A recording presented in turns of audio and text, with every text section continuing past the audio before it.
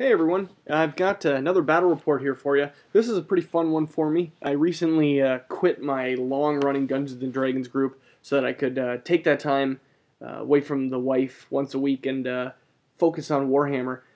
Go out and play some people I haven't played, maybe try a few tournaments since I'm still kind of new to the hobby. I haven't really done any of that before, with the exception of playing at my friend's my basement. So this was the first game that I kind of packed up my vampires, drove down. Found a game shop here, one I'd never been to in Minneapolis, and just showed up. There were a bunch of people there painting and a couple armies ready to play, and I ended up getting a 3,000 point battle in against Skaven. So I was pretty excited. Hopefully I'll get to do this now once a week and can kick up the frequency of these battle reports and even go to a couple tournaments. I definitely need to learn how to play a little better for that, but everyone seems pretty nice around here, and I think they'll have some stuff to teach me. So, like I said, I was playing Skaven. He has a pretty good list. This is what the battlefield looks like. I don't have one of those general shots. I was just too busy, and that's kind of the flavor of this battle report. I could only take so many notes since I didn't really have anything with me. I'll get that nailed down in the future to make these a little bit better battle reports, but we have to kind of wing this one. So this is what deployment looks like. We've got a couple hills. We're just basically treating all the buildings out there as buildings, and anything like a rock is impassable terrain. We're just doing a pitch battle for today, so nothing major. So I also don't really know Skaven that well. One of my buddies who used to live here played them, but yeah, I'm kind of iffy, so I might not remember all these perfectly, but I know he has a group of giant rats here, and then he's got the handlers with their whips in the back. Then he's got a group of slaves, and another group of slaves that has something in it. I don't remember if it's like an engineer or what it is, but it's some little character to give him a little boost. Then he's got a Hell Pit Abomination. He has Censer Bearers, a group right there, and then in a Crime Against Humanity, he has a second Hell Pit, and that's going to suck. Then he's got a group, I don't think they're Storm Vermin, I can't remember. There's usually two types of Screaming Bells that I've fought, ones with crazy Storm Vermin, or I don't know if they can have Plague Monks around them, but like more tooled up fighting rats around the bell. These weren't them, they were just stubborn and just there to push the bell. Then he has his Gracier on top of the bell, and I think his Gracier was a level 4.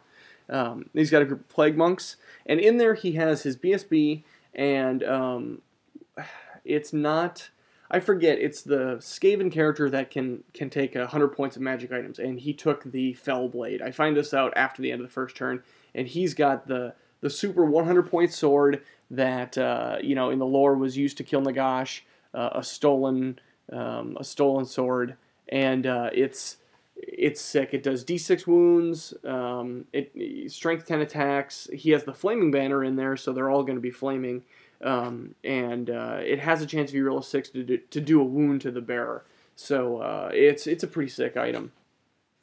If you listen to any podcast about Warhammer, the Bad Dice Daily had one talking about that sword here last week. It's definitely good to hear about, and I just happened to hear about it about the day before I came down to the shop, so at least I knew what it was ahead of time. Then you had another group of slaves, there, a doom wheel, and that white piece of paper is a lightning cannon. So I kind of just grabbed that list I had in my last battle report, the Vampire Counts list without any Vampire Counts, and I just added some guys here pretty quick and balanced out the points. So I've got a group of 6 Vargeists. I did upgrade one to a Vargoyle there. A group of 30 zombies. A group of 20 zombies with a level 1 Necro. He's my Dispel Scroll Caddy. I've got a Vargulf there. 5 wolves. Big horde of ghouls. 40 ghouls there, so that should be kind of fun. And then I threw a Mortis Engine with the Blasphemous Tome upgrade in between them. And then on the other side is a Corpse Cart to hopefully, you know, give Always Strike First. And then a Horde of Graveguard. They've got great weapons. There's 30, I think there's 30 Graveguard in there. And then I've included Krell, Heinrich Himmler, and a White King BSB in there. They have the banner, the +1 banner, but the White King doesn't have the banner. He's just the BSB, and he has the Rod of Flaming Death. So hopefully he can throw that out there and cause some fire damage. No one really expects it. I really think it's a great magic item. Then I've got a Terrorgeist, another group of zombies, like 32, and some Direwolves. So this is just what the board looks like as we're getting started here. We're going to Skaven turn 1. he just basically moves his doom wheels and his units up. Another picture of him moving up here in the middle. And finally more moving up. So this is where the battle goes south for me pretty quick. During Magic, he gets Irresistible Force, casting Howling Warp, or Howling Warp Gale, whichever one that shooting is at a penalty, and any units that can fly cannot fly. He gets it off the Irresistible Force. It does a 7 on the table, which is a Strength 10 hit to everyone in base contact with the bearer. You know, I didn't have my rule book in front of me. We were doing a whole bunch of things, and I wasn't really wanting to look it up. He said, "How many does that hit?" I mean, he's, you know, I don't remember basically. And I said, you know what? Let's just rule it. It hits 4. I think because he's on top of the bell, it's going to hit everyone around him. But we just ruled 4. It's a friendly game. I'm pretty sure that I looked that up afterwards. It should have taken out, creamed a bunch of them. Basically, it killed 4 of the little rats around the bell. That ended his magic phase because it ate up all the rest of his dice. But during shooting, the Warp Lightning Cannon from the upper right there takes a big shot, gets an 8 on the bounce, goes right through the Mortis Engine. Okay, I roll my regen save. I'm going to be okay here. Nope, I fail it. He rolls 6 wounds, blows up the Mortis Engine. The cannonball lands right on the Graveguard at strength 8, kills, I think, 8 or 9 Graveguard. Then the Mortis Engine blows up. It's only turn 1, so it blows up at strength 1, but I think it's 2d6 strength 1 hits. Puts a wound in the Vargulf, kills a Crypt Ghoul, big deal. Puts a wound on the Corpse Cart, and basically everything you can see there. So it was... I just cannot get away from cannons in any of the games I play. I hate bitching about them because, you know, I know you got to deal with them, but you got to be friggin' kidding me every damn time. Alright, so over here, the shooting phase is not over. These are Skaven.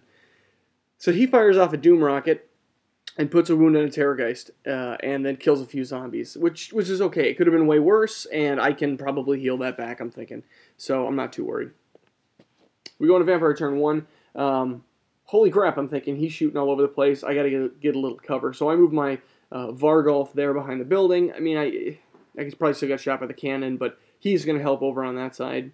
Remember, nothing can fly with their flying movement. The Vargulf can't fly, but that Terrorgeist in the lower left there, I can't fly him out and do fun stuff with him yet, which is probably good, because I always lose him early or I get him in trouble. So I just move him up a little bit so he's got that building there kind of blocking him. And then I move everyone up, as you can see.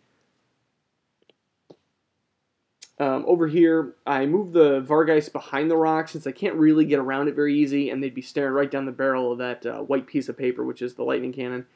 So I just move them there, and then they can come help out whatever's going to happen here. I move the dogs out, and I kind of move the ghouls and these zombies to gum up this side of the battlefield. That's my goal.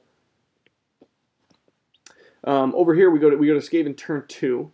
His Plague Monks, and I think they're Plague Monks. I'm fairly confident it's one of the killy groups he has with his 2 guys in there. It's the Frenzied one, so yeah, I'm pretty sure those are Plague Monks.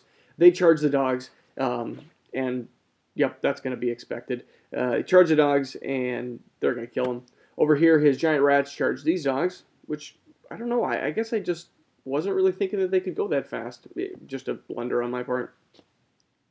Over here, he has Gutter Runners, and I find out they show up here right behind my Graveguard. And now we're in the random movement.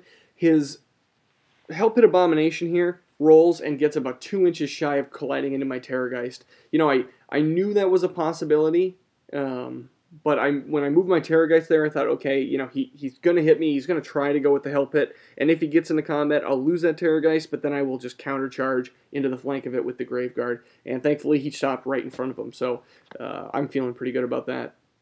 I can get a nice scream off. His other Hell Pit there just goes right into the zombies, but that's what they're there for. More random movement. His Doom Wheel scoots and almost gets into contact with the dogs to join the fight there. I think on turn 1 it made its leadership test to not shoot its own guys, but you know, now it's wheeling around and stuff. Over here, his Sensor Bearers had gone into the building turn 1 while moving up and just exited the building on turn 2. This is just what the battlefield looks like. Oh, and there at the top, the This is just showing that the Screaming Bell is moving up. Now the rest of normal movement, man, all the movement here. The two groups of slaves are moving up to start gumming up the works over there. And then the two groups of slaves, this is on the right flank by the Doom Wheel, they move up as well. Let's see where we are here. So, during Magic, I dispelled Death Frenzy on the Plague Monks. He tries to throw that out, and I was able to dispel it with my dice. And then he eats 2 of his 3 Warp Tokens, and throws all the dice he can at the Dreaded 13th. And I just look down, and there are not 2 6s. So I smile and say, Dispel Scroll. Feel very happy about that, because he was aiming them right at the Graveguard. And, you know, I had quite a few left, but I had lost a good chunk. You know, like, I think, what did I say, 9 by now? I mean, it's possible that he could have wiped out that group. You know, I actually don't know if he can wipe out that group, or if the characters are just shunted out. You know, I can't quite remember. I'll have to look that up. But regardless, it would have been fairly devastating. So it was definitely worth the points paid for the Dispel Scroll there. And now I'm just not going to have it for the next few rounds when he decides to cast it again. But at least he ate a bunch of his Warp Stones. Then he tries to cast Howling Gale. I have a few dice left, so I dispel that. We're going into... There's really no shooting to speak of. There was a little on the right side. There was the Ball of Death. I think that was called the Ball of Death, and then the Brass Ball. He had a couple characters in the right groups of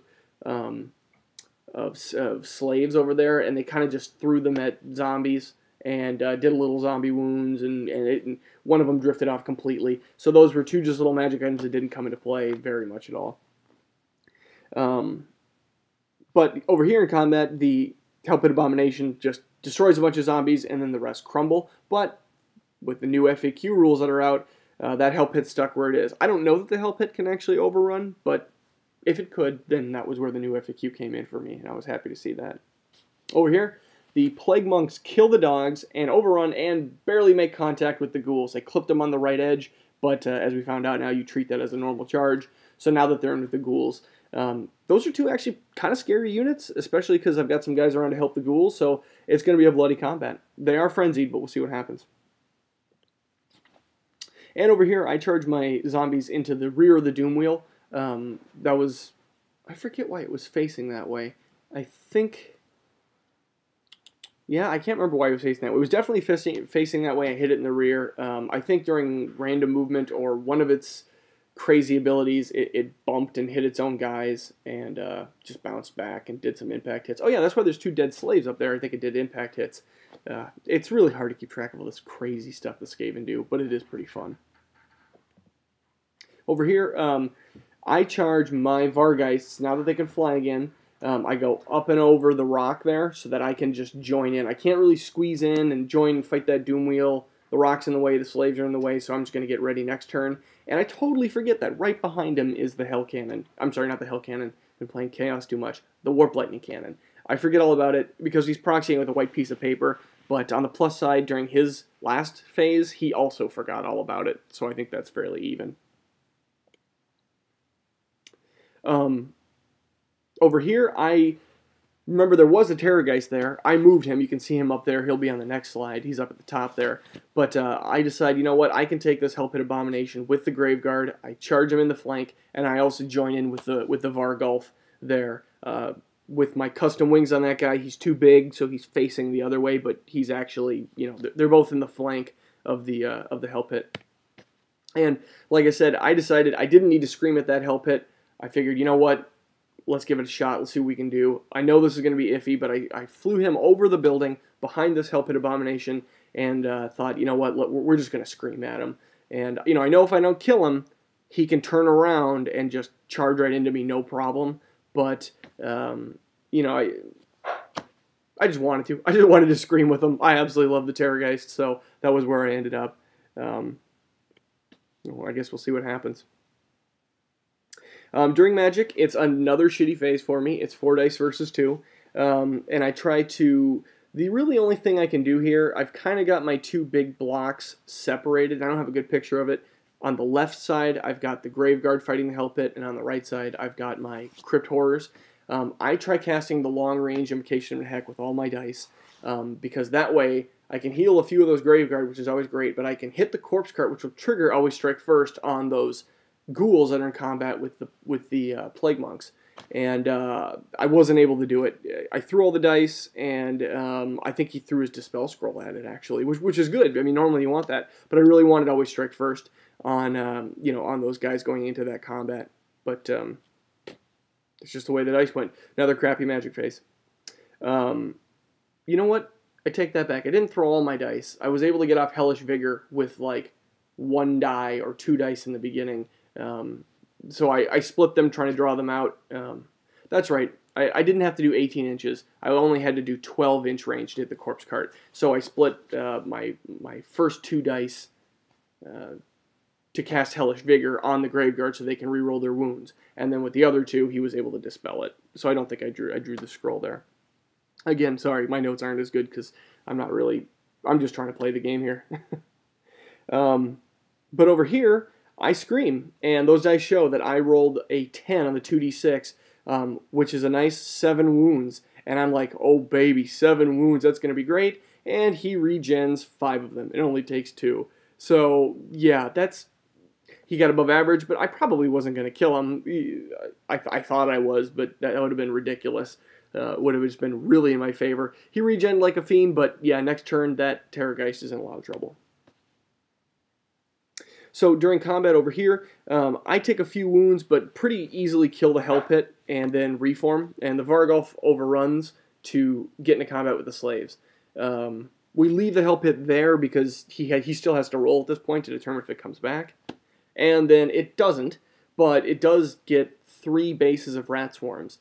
And actually, rat swarms are not that bad. They've got 5 wounds each, so that's a good chunk of crap to wade through, for free. So, the Hell Pit was just getting... It dished out some wounds, but not a ton, and then I was re-rolling all my stuff, and then I had Krell and Heinrich in there and all that. So, over here, this arrow shows...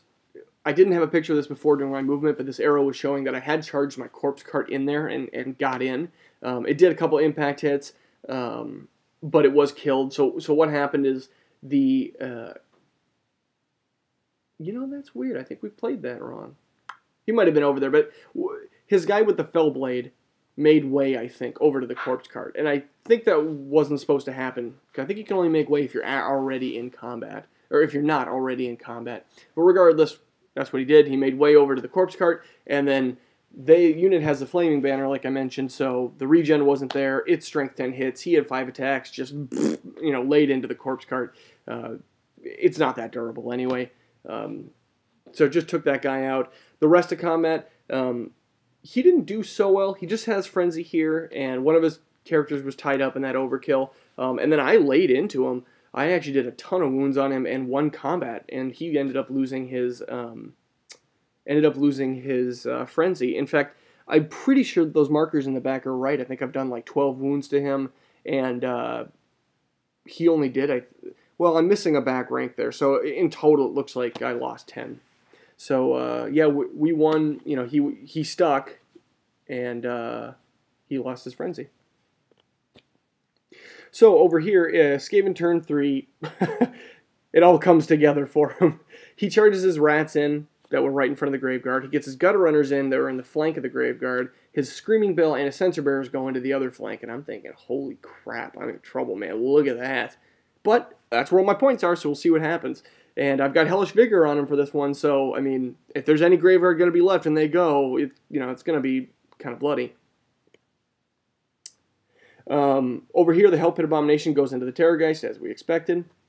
The rats and the slave groups just reform to face the Terrorgeist. He's not going to be there, but they did that anyway. Magic is pretty painful. It's about, I think it's 5 dice to 10. And, I know he's got the Dreaded 13th again, and he has another warp stone. So he throws down Death Frenzy first on this group, and I'm thinking, gosh, what do I do? So I reasoned out that I wanted to save all my dice for the Dreaded 13th. I figured, unopposed, he might be able to get it off. He has a Warpstone token, and, I've got like 5 dice. I can try to get 2 6s. Just do what I can. And I figured, like, yeah, I can get Death Frenzy, but let's not give him the Dreaded 13th unopposed. So I let it go. And so this group has Death Frenzy, 2 extra attacks. They're going to be sick. It's going to be awful, but I think I made the right choice. And then he rolls, eats his Warpstone token, and fails to cast the Dreaded 13th. So, you know, honestly, that was the right decision, I think, at the time. I wouldn't change it. Yeah, it'd be nice to have dispelled both, but you know, that was just what had to happen in a dominated Magic phase, or when he was dominating like that in the Magic phase. Not much you can do. Over here during shooting, he finally remembers he has a warp cannon there, and it shoots, but it misfires. It does one of those turns and faces that direction and goes off that way. The Hell Pit Abomination kills the Terrorgeist, but I actually do a wound to it, and it killed it and crumbled. It didn't all out blow it up or anything, even with its crappy regen save. Over here, the Vargolf kills a ton of these guys, but they roll Insane Courage and stick. Over here, combat's interesting. So his impact hits from the bell kill a few. Krell issues a challenge, and his bells, the unit champion in the group of his bell accepts. Not his Grace here, of course. You know, now that Krell's in a group with Kemmler, he's gonna have heroic killing blow and all this great stuff. But we're just gonna kill a unit champion. Heinrich goes after the rats, which was a mistake on my part. I had thought that all unsaved wounds were going to raise Graveguard like Red Fury would. You know, each unsaved wound would trigger something. But turns out that his sword, the Chaos Blade, only raises Graveguard on models killed by him or removed by him. So going after guys with 5 wounds, it would have been way better to go after the gutter runners next to him. We ended up doing 2 full sets of wounds on those rats. Didn't raise any Graveguard from it. Killed one of the gutter runners, and Krell killed his guy in the challenge. But we had lost so many, and at the time, that fleeing group there at the top was still there. It actually pulled the Bells group out of combat. I was still flanked at the time, but I won combat, believe it or not. We just did so many wounds. Just mopped them up. And so the Gutter Runners held, the Screaming Bells out of combat now, and the Sensor Bearers fled. Now, I had said, hey, those, you know, your rat swarms are unstable. And he said, no, no, no. And we looked it up. It said, it doesn't say that they're unstable. It doesn't say that they're actually swarms in his book. And so I looked in the errata, and I didn't see it. So I was like, yeah, I guess you're right. They're just the best swarms in the game. But realizing now after the fact, I should have thought to check in the troop type section of the Big Red Book, because they actually were swarms. So those rats should have been gone and crumbled. But that was how we played it. So they're going to stick around to be in the next combat. So it was interesting. I definitely didn't think I was going to win that. I thought I was in trouble, but we won. Over here, yeah, just what you'd expect. I did a good chunk of wounds to him with the guys I had left, but he's not removing his wounds off the back of that group. I should say that now. He's just keeping a dice counter, and at this point, he's down. He's got a little over 2 ranks left. So over half of them are gone. That first round I just creamed them. But yeah, there's not many ghouls left. Death Frenzy's just insane. Oh, I should mention I forgot to challenge with my guy. So there's probably a little bit of overkill there that, well, probably wouldn't have mitigated much. But I did forget to challenge. Oh, no, because I forgot to challenge. I was hoping the guy with the crazy fell blade would have accepted. So he got to just swing wildly, you know, and carve a bunch of wounds. And remember, I'm losing that combat pretty bad. I was really hoping, you know, I didn't know he was going to have a flaming banner, but I was expecting a Mortis engine to be around here at this whole time, so it shouldn't be such a big blunder. It just got blown up.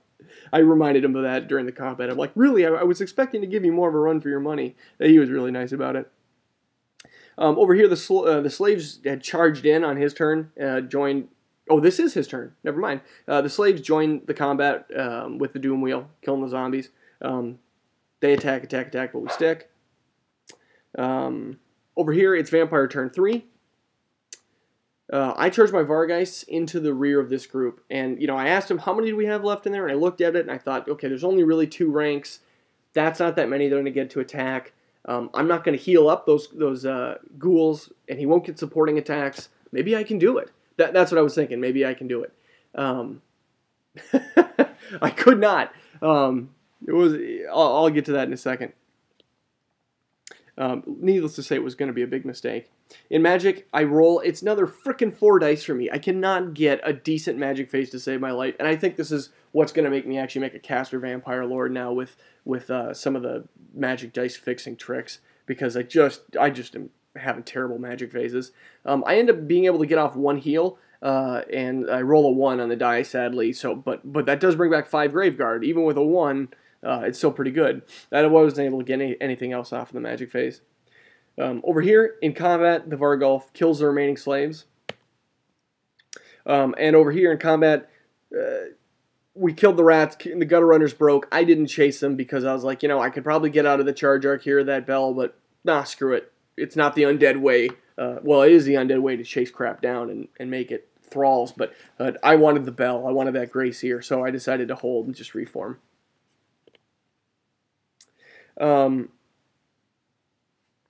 So this is this is what the guy did here. There's only 2 ranks of those guys, but because of where the Fellblade guy was, he wasn't in combat, and he stepped up to the back and just went wild on the Vargeists. And because they're all multiplying into d6 wounds, they're capped by the runes on the profile of the guys he's swinging at, but it still knocked out like two full Vargeists and put 2 wounds on another. And then we looked it up, and actually what happens is if in a weird situation where I charge the back rank and it's not full, the other guys step up across the gap to attack. So he actually had a bunch of guys going before mine with Death Frenzy, swinging wildly, and he was just able to lay those guys out. I mean, there was just nothing left of these guys, and you can see by the end. I mean, this is the end of that combat right there. This is what it looks like. He just cleans house on both. Now you got to remember that group. I did some more wounds to them. They are very low. They're under 2 full ranks now. It's 1 rank in a group, but still, I mean, he still got his characters in there, and they're terrible. So at this point, we called the game. I said, I think I can take out your bell, but your hell pit's going to come crashing in, and I just lost this side. So we were kind of talking about it. It was getting a little late. And he said he was not going to charge the bell into the Graveguard. He was going to keep it there, even back it up, and then charge the Hell Pit Abomination into it. We didn't really count the points out. We were just having fun. But I'm fairly confident it was a crushing loss for the Vampires just because of how many points were still left on the board. I hadn't lost my big group of over 1,100 points more than that. I didn't really count it up, but it was over 1,000 points in that Graveguard Horde. I didn't lose that. I was likely going to get close. I'd probably lose it if it was going south. Then he would charge the bell in. But this group was just going to keep coming around and mopping up the rest of the points. I had lost some Mortis Engine. I lost a few things. So it was a pretty painful game, but it was fun. It had some tough choices to make. It was fun to get a good scream in. Fun to be flying guys around. And I got to tell you, the Skaven are, I'm used to playing Empire. I'm used to playing Chaos. It's fun to play the Skaven. I mean, they're good, but they've got all this crazy stuff you've never really seen before, and the Doom wheels rolling around and all this. I really hope that in the next few army books, and I just hope in the next few armies that Games Workshop can start giving some of the same flavor the Skaven have to the other armies. They're just a ton of fun. You just laugh at them and you look at their characters, just as pissed as you are that they get to do some of their crazy crap. It's just hilarious at the same time. So it was a loss for me, but a really fun game. I'm going to be going down there again. I even found another game shop in town that the guys out of there run a podcast. Skull Brothers Awesome, if you guys watch it. They're down at Tower Games, which is very close to me in Minnesota. So I'm going to go down there and try it. And so hopefully that means I will have more than one battle report every few weeks, and I can get 1 or 2 out a week. All right, thanks for watching, guys.